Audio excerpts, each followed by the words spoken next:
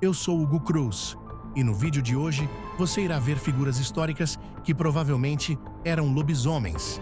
Então, se gostou do tema do vídeo, já vai deixando o protocolo LIS, like, inscrição, hypar o vídeo e ativar o sino das notificações. Sem mais delongas, bora pro vídeo. Licaon. Licaon era rei da Arcádia, filho de Pelasgo, uma figura associada à realeza arcaica e à religião fervorosa local. Em várias versões, ele era visto como um governante devoto, dedicado a rituais e às práticas religiosas da região, contexto histórico mítico da Arcádia. Ele teria construído um altar a Zeus em Licosura e promovido uma religiosidade intensa entre seu povo, o que, em certas narrativas, acabou degenerando em um culto com sacrifícios humanos, sob o pretexto de piedade religiosa. Essa hostilidade à hospitalidade e o extremo zelo ritualístico aparecem como elementos centrais, que geram desagrado entre seus contemporâneos. A fama de Licaon é ambivalente. Por um lado, ele é descrito como um rei culto e respeitado. Por outro, as ações cruéis associadas aos seus rituais o colocam em oposição ao favor dos deuses e dos mortais que valorizavam a humanidade e a hospitalidade. Zeus decide testar Licaon, disfarçado de viajante, para verificar se o rei ainda preservava o senso de hospitalidade e reverência aos deuses. Durante esse teste, Licaon planeja sacrificar o hóspede. Em várias versões, ele teria ordenado que servissem carne humana, às vezes a de um escravo, para descobrir se o visitante era humano ou divino. Diante dessa violação extrema da lei sagrada da hospitalidade, Zeus se enfurece e transforma Licaon em lobo. Em algumas tradições, o palácio inteiro é destruído como punição exemplar.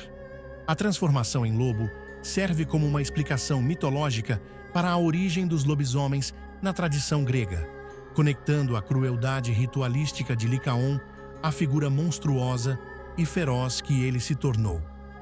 Agora a versão que eu conheço dessa história, ou seja, a primeira que ouvir.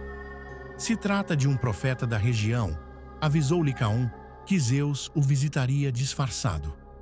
Sabendo disso, o rei decidiu testar o deus e ordenou que servissem a carne de seu próprio filho, ainda bebê.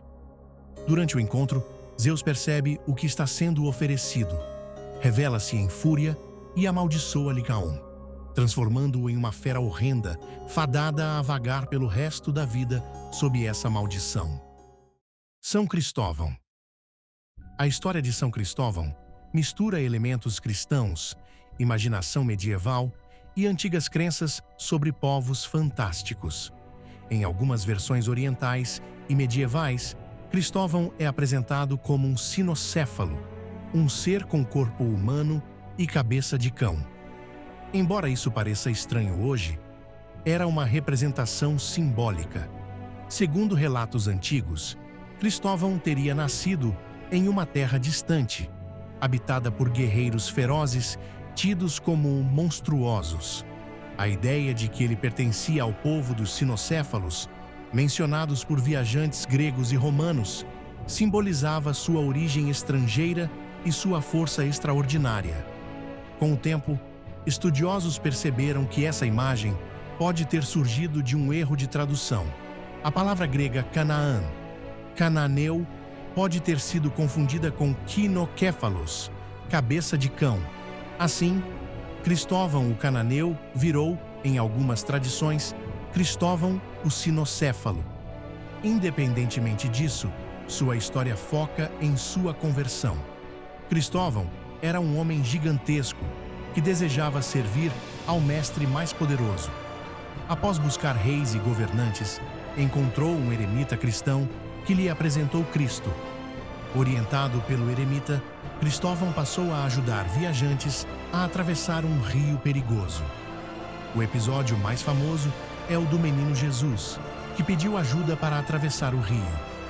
A criança ficou cada vez mais pesada, até revelar que carregava o peso do mundo.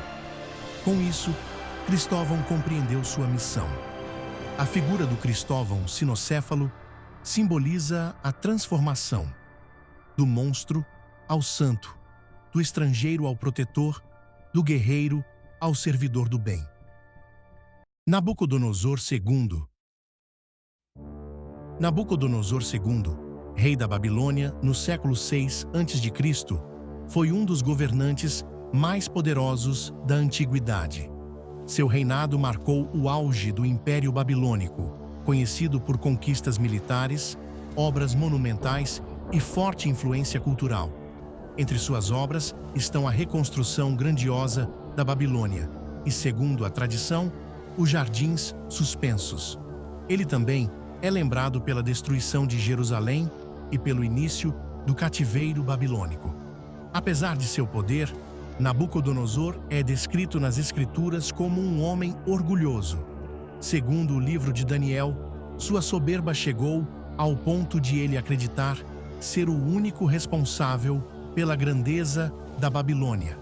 Uma profecia, então, anunciou que ele sofreria uma humilhação divina. Ele chegou a profanar o templo de Salomão com sangue de porco. Atitude que, segundo tradições posteriores, foi a gota d'água que desencadeou a punição divina. A maldição transformou completamente sua vida. O rei perdeu a sanidade e passou a comportar-se como um animal selvagem.